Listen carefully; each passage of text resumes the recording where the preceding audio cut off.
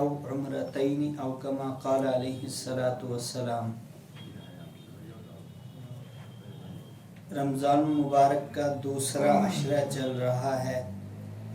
اخیر عشرے کے بارے میں حدیث پاک میں رحمت عالم صلی اللہ علیہ وسلم نے ارشاد فرمایا، جو اعتکاف کرتا ہے آخری عشرے کا، اللہ تعالیٰ اس کو 2 حج اور 2 عمرہ کا ثواب دیتا ہے۔ اعتکاف کا مقصد کیا ہے، اعتکاف کیوں کیا جاتا ہے اور اعتکاف کی فضیلت رحمت عالم صلی اللہ علیہ وسلم نے کیا بیان کی اور اس کے کچھ اہم مسائل۔ فضیلت تو اس کی یہی ہے کہ جو اعتکاف کرے گا 2 حج یا 2 عمرہ کا ثواب اس کو ملے گا۔ مقصد اور فائدہ اس اعتکاف کا یہ ہوتا ہے کہ انسان دنیاوی زندگی کے ہر الجھن والے کام سے، اپنے دل کو غافل کرنے والے ہر کام سے الگ ہو کر صرف اللہ کا کام آخری عشرے میں کرے۔ چونکہ مسجد کے اندر اعتکاف کیا جاتا ہے اور مسجد کے حدود کے اندر رہنا ہوتا ہے، تو مسجد کے حدود کے اندر رہ کر انسان یقینی طور سے صرف اللہ والے کام کرے گا۔ مسجد کے اندر نہ تو تجارت کر سکتا ہے، مسجد کے اندر نہ تو کسی کے ساتھ جھگڑا کر سکتا ہے، مسجد کے اندر کسی کو گالی نہیں دے سکتا ہے۔ مسجد کے تقاضوں کو سامنے رکھ کر اس نے 10 دن گزارنے ہیں، گویا کہ یہ 10 کے 10 دن اس کے بالکل صاف اور پاک گزریں گے۔ اس لیے اعتکاف کی فضیلت بھی بہت زیادہ آئی ہے۔ اس میں سب سے پہلی چیز یہ دیکھنی ہے کہ اعتکاف کی حقیقت کیا ہے، شرعی حیثیت۔ اعتکاف سنت مؤکدہ علی الکفایہ، یعنی یہ سنت مستمرہ ہے۔ رحمت عالم صلی اللہ علیہ وسلم نے خود بھی اعتکاف فرمایا ہے اور پابندی کے ساتھ صحابہ کو، پوری امت مسلمہ کو اس کا حکم فرمایا ہے۔ تو گویا کہ اعتکاف کرنا سنت علی الکفایہ ہے۔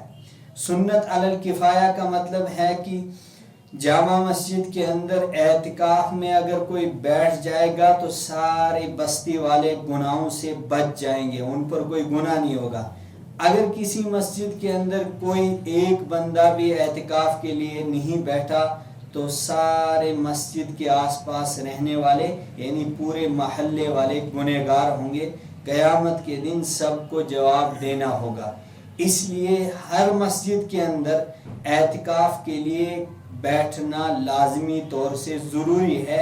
یہ ایک اہم کام ہے تاکہ سارے انسان گناہوں سے بری ہو جائیں۔ تو جس مسجد کے اندر اعتکاف میں کوئی بندہ نہ بیٹھے تو وہ سارے بستی والے گنہگار ہوں گے۔ اس بات کا سب سے زیادہ دھیان رکھنا ہے۔ دوسرا اہم مسئلہ اس میں یہ ہے کہ اعتکاف کے اندر بیٹھنے کے بعد کچھ کام کرنے کی اجازت ہے اور کچھ کاموں سے منع فرمایا رحمت عالم صلی اللہ علیہ وسلم۔ اعتکاف کے اندر بیٹھنے کے بعد چند کام وہ کر سکتا ہے مسجد کے اندر رہتے ہوئے، یعنی مسجد سے باہر نکلنے کے لیے چند کام وہ کر سکتا ہے۔ ایک تو طبعی ضرورت کے لیے مسجد کے حدود سے باہر نکل سکتا ہے، دوسرے نمبر پر شرعی ضرورت کی وجہ سے بھی مسجد کے حدود سے باہر نکل سکتا ہے، اور تیسرے نمبر پر اضطراری ضرورت کی وجہ سے بھی مسجد کے حدود سے باہر نکل سکتا ہے۔ تو سب سے پہلی بات ہم نے سمجھنی ہے کہ طبعی ضرورت کی وجہ سے مسجد کے حدود، مسجد کے احاطے سے باہر نکلنا جائز ہے۔ وہ طبعی ضرورت کے اندر کون کون سے کام آتے ہیں؟ ان میں سے سب سے پہلی چیز آتی ہے قضائے حاجت، پیشاب کرنا، پاخانہ کرنا۔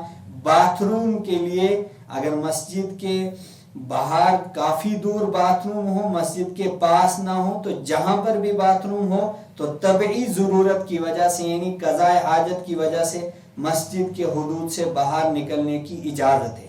اسی طرح اگر کوئی ایسا اعتکاف کرنے والا ہے جس کے کھانے کا انتظام نہ تو گھر والوں نے کیا ہے نہ بستی والے اس کا انتظام کر رہے ہیں، یہ تو ایسا ہونا نہیں چاہیے۔ اگر کہیں ایسا ہو، کسی ایسی ویران جگہ پر مسجد ہے اور آس پاس میں لوگ نہیں ہیں، صرف اس کے گھر ہیں اور چند گھر ہیں جو دور ہیں، تو یہ کھانے کی ضرورت کی وجہ سے بھی، یعنی جب کوئی دوسرا اس کا پہنچانے والا کھانا نہ ہو تو یہ اپنے گھر میں جا کر کھانا کھا کے واپس آ سکتا ہے، یہ طبعی ضرورت۔ پھر ہے شرعی ضرورت کی وجہ سے بھی جا سکتا ہے۔ مثال کے طور پر شرعی ضرورت میں ایک مثال یہ ہے کہ جس مسجد کے اندر اعتکاف کر رہا ہے، اگر وہاں جمعہ کی نماز نہ ہوتی ہو، پنجگانہ نماز وہاں پڑھی جاتی ہے، جمعہ کی نماز نہیں ہوتی ہے، تو دوسری مسجد میں جمعہ کی نماز ادا کرنے کے لیے اس مسجد سے نکل سکتا ہے۔ اور تیسری ہے اضطراری ضرورت اور حالت۔ اضطراری ضرورت اور حالت کہتے ہیں کہ مسجد کے اندر اچانک ایسے حالات بن گئے کہ مسجد کے اندر کسی کو رہنے کی بالکل اجازت نہیں ہے، ایک بندہ بھی نہیں رہے، تو اس طرح اگر وہاں مسجد کے اندر رہے تو اس کی جان کا خطرہ ہے، یا کسی ایسی آفت کا خطرہ ہے کہ مسجد کے اندر رہنے کے بعد اس کے جان کو کسی طرح کا بہت بڑا خطرہ لاحق ہونے والا ہے، تو اس اضطراری حالت کی وجہ سے بھی نکل سکتا ہے۔ یا کسی ایسے دشمن نے اس کو دھمکی دی کہ آپ اگر اس مسجد کے اندر رہے تو آپ کو میں قتل کر دوں گا، نعوذ باللہ، اگر ایسی حالت کہیں پہنچی تو اپنی جان کے بچانے کے لیے وہ مسجد سے اعتکاف کی حالت میں بھی باہر نکل سکتا ہے۔ تو یاد رکھیے گا، طبعی ضرورت، شرعی ضرورت اور اضطراری حالت میں مسجد سے باہر جانے کی اجازت ہے۔ اس کے علاوہ جتنی بھی ضرورتیں ہیں نہیں جا سکتا ہے، تجارت کے مقصد سے، ملاقات کے مقصد سے، اور کوئی جو بھی ضروریات ہوتی ہیں، دنیاوی کام ہوتے ہیں، اس کے علاوہ ان کے لیے مسجد کے حدود سے باہر نہیں جا سکتا ہے۔ یہاں تک آیا ہے روایات کے اندر کہ جو انسان طبعی ضرورت کے لیے مسجد سے باہر نکلے گا، مثال کے طور پر باتھ روم کے لیے، باتھ روم مسجد کے حدود سے کافی دور ہیں، تو باتھ روم کے لیے جب نکلے گا تو راستے میں جو بیچ میں راستہ ہوگا مسجد سے باہر، اس میں نہ ٹھہر کر باتیں کر سکتا ہے، نہ کسی کے ساتھ کوئی بات چیت کر سکتا ہے، البتہ صرف ایک کام کر سکتا ہے، راستے میں کوئی ملا، السلام علیکم وعلیکم السلام، اس کے علاوہ کوئی بات حال چال پوچھنے کی کوئی ضرورت نہیں۔ اگر کسی نے ٹھہر کر بات کی تو اس کا اعتکاف ٹوٹ جائے گا۔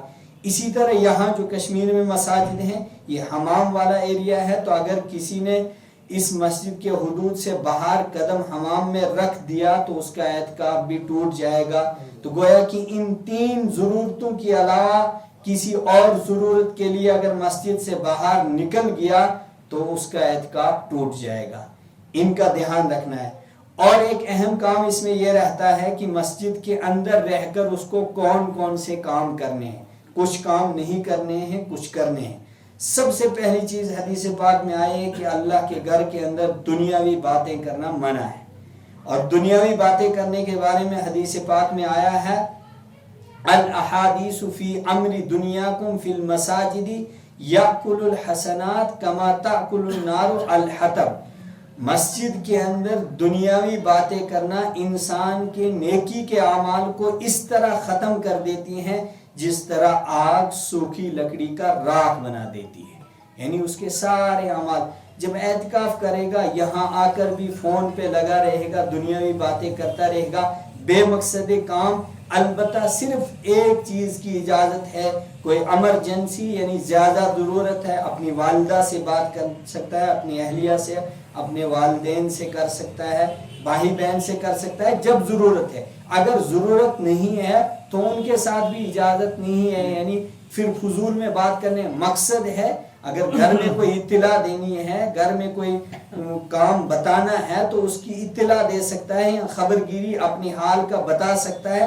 زیادہ لمبی بات چیت کسی غیر محرم کے ساتھ مسجد کے اندر سے بات کرنا یا کسی اور مقصد سے دنیاوی باتیں کرنا مسجد کے اندر نیکیوں کو تباہ کر دیتی ہے۔ ایک اور بات رحمت عالم صلی اللہ علیہ وسلم نے فرمائی، المومن فی المسجد کالسمک فی الماء، ایمان والا مسجد کے اندر ایسا رہتا ہے جیسے کہ مچھلی پانی کے اندر رہتی ہے، یعنی جتنی ضرورت مچھلی کو پانی کی ہے اتنی ہی ضرورت ایک ایمان والے مسلمان کو مسجد کی ضرورت ہے۔ وہ انسان جو مسجد کے اندر نماز نہیں پڑھتا ہے، یعنی جماعت کے ساتھ مسجد کے اندر زیادہ وقت گزارنا پسند نہیں کرتا ہے، اور مسجد تعمیر کرنے میں یا مسجد کے کاموں کے اندر رکھنا اندازی کرتا ہے، یعنی رکاتا ہے مساجد کے کاموں کو، ان تمام لوگوں کے بارے میں حدیث پاک میں آیا ہے کہ یہ مردہ انسان ہے، اس کا ایمان مردہ ہے۔ کیوں؟ اس لیے کہ اللہ کے حبیب نے مثال ایک ایسی دی، المؤمن فی المسجد کالسمک فی الماء، جس طرح مچھلی پانی کے بغیر زندہ نہیں رہ سکتی ہے، اسی طرح کوئی ایمان والی بستی مسجد کے بغیر اس کی زندگی کا کوئی فائدہ ہی نہیں ہے، وہ مردہ لوگوں کے اندر شمار ہے۔ گویا کہ مساجد کی تعمیر کے اندر، مساجد کی تنظیم اور ترقی کے اندر، اور مسجد کے اندر جو منظم ایک ڈھنگ کے ساتھ سارا نظام قائم کرنے کی، یہ ایمان والوں کی ذمہ داری ہے۔ اس کے اندر کوئی رکھنا اندازی، بیچ میں آڑ اور دیوار بن جائے، اس کے بارے میں سخت وعید آئی ہے حدیث پاک میں، بلکہ قرآن پاک نے کہا انما یعمر مساجد اللہ من آمن باللہ والیوم الآخر۔ مساجد کی تعمیر چاہے اس کو آباد کرنے کے اعتبار سے ہے، چاہے اس کی عمارت بنانے کے اعتبار سے، دونوں اعتبار سے اللہ کے گھروں کی تعمیر اور ان کی رکھنا، ان کی دیکھ بھال وہی لوگ کرتے ہیں من آمن باللہ، جن کو اللہ پر ایمان ہوتا ہے۔ گویا کہ اس قرآن پاک کی آیت سے بھی یہی معلوم ہوا کہ اللہ کی مساجد کے اندر کسی طرح کی رکھنا اندازی کرنا یہ ایمان کے ضائع ہونے کی علامت ہے۔ تو ان چیزوں کا دھیان رکھیں گے۔ بس آخری عشرہ بالکل قریب ہے، یہ چند دن دوسرے عشرے کے ہیں، ان کی قدردانی کریں اور اپنے لیے بھی اور پوری امت مسلمہ کے لیے دعا کریں۔ اللہ تعالیٰ آپ کی بھی حفاظت فرمائے، میری بھی حفاظت فرمائے، خاص طور سے ہم سب لوگوں کے ایمان کی حفاظت فرمائے، موت کا وقت اللہ تعالیٰ آسان فرمائے، آخری وقت میں اللہ تعالیٰ کلمے والی اور ایمان والی موت نصیب فرمائے۔ وآخر دعوانا الحمدللہ رب العالمین۔ آج کل تو ٹیلی فون ہے۔